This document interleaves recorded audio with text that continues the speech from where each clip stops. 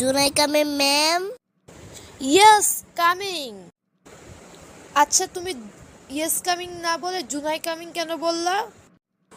Madam এখন তো June মাস, এই জন্য জুনাই কামে বলেছে। বলো তো মানুষের কিডনি কয়টা? ম্যাডাম আমার তো ডান পাশে কিডনি, আমার বাম পাশে কিডনি। তোমাকে কে বলেছে তোমার ডান পাশে কিডনি বাম পাশে কিডনি? ম্যাডাম আমার তো কিডনি বলছে।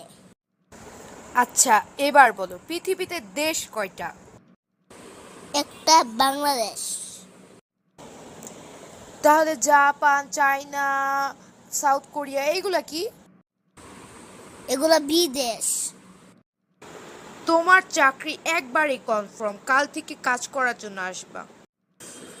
ধন্যবাদ ম্যাডাম।